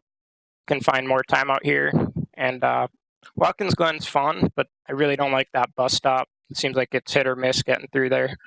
But as someone who races road courses a lot, it's a nice change to go race a road course and just have pure driver skill out there. No cautions, no restarts, and all that stuff. So it's a lot more fun for me personally, especially with that weather we got out there. It was slick. I didn't even go full throttle once the entire race. Shows you the sort of throttle control guys were doing pretty much all night. So Jake, thank you for joining us. You already plugged the team, plugged the sponsors. So good luck to you guys in the upcoming rounds at Chicagoland, New Hampshire, and good luck to you guys at NX as well, the upcoming VRS GTI Racing Series race at Road Atlanta. Thanks, Randy. Well, we finally got him. Second place man, Jarl Tien. He stood by with Cisco. Yeah, I've caught up with Jarl now, and, well, Jarl, we're going to talk about what happened going into the hairpin between you and Bobby Zelensky, probably what was the climax of the race. Talk us through your perspective of it. My objective was to either qualify second or first to have the chance to race with the eventual pole sitter, because pole is so important. You can basically direct the entire race. Entire first stint held up by Bergeron, I think, not by a lot, but maybe like a tenth or two a lap. And that really hurt my chances of beating Bobby. So my only chance from then on was to see what I can do in the pit stops, and that was to potentially undercut him. And I think the earliest I was looking at the gaps for people that was behind, around 32, 33 seconds is what you need over someone. And I came out just ahead of Colton Davis for me to push on the outlap, which enabled me to just clear Bobby when he came out of the pits. My strategy from then on is to just run a defensive race to the end, but I didn't get much of a chance of that, seeing as I got sent twice. Not entirely happy, but I guess that's how NASCAR and iRacing is. And certainly, the contact, and you mentioned that it did happen twice, but this racetrack, Sonoma Raceway, definitely one of the easier tracks to defend your position at. What really helps in that occasion? What were you hoping to do, or what tactics were you hoping to use to be able to hold on to that position? So, seeing as I had one lap older tires, the only way to defend is really to position your car on the inside of each corner, and it's virtually impossible to pass around the outside. Me and Bobby did a NIX fixed race a couple of days ago where I did the exact same thing. I think he learned from that position, so he knew that he needed to make a move early on rather than later. And I guess that was the result of it. Well, Jarl, still come home second place here. Not where you wanted, but still a good point stay nonetheless. Who makes it happen for you in that number 3 team? Still very happy, but I got to thank the sponsors, which is SimCube, SimLab, V-Racing, and I got to thank PJ for spotting tonight, and Jake for the setup, and Justin Brunner for being a good friend. Well, it's Jarl. He's not the happiest camper in the world, but still a great run for him nonetheless. Jarl, congrats, and we'll see you at Chicagoland. Thank you, guys. It's not a win, but I'm sure he's still satisfied with the run that he had this evening, and it was a great race here from Sonoma. But before we go, let's give our final thoughts on this one. We'll start with Cisco, and you see the championship standings on your screen. Ray Alfala continues to lead this thing, but there's still 4 races until that playoff cutoff. Yeah, absolutely, and those races are going to be fantastic as well, but this, I'd have to say, has probably been the best race we've seen all season. After this, we head to Chicagoland, then, of course, the mile at New Hampshire, Pocono Raceway, and then Bristol. So a pair of short tracks, a very big track, and a mile and a half, of course, my home track in Chicagoland, so looking forward to that, but absolutely fantastic racing here, Tim. I wish we went to 2 road courses on the season, but nonetheless, great race here. I loved every minute of it. A fun night here this evening, Randy, but you look at those standings on your screen, and Michael Conti kind of hit the nail on the head. He said, we might be in the top 8, but we're not in the top 8 by much. And you saw that first page where that bubble is, and you look at guys like Taylor Hirsch, Jake Sturgis, Marcus Richardson, they've still got an opportunity to work their way up here and possibly battle for what could be a championship in 2018.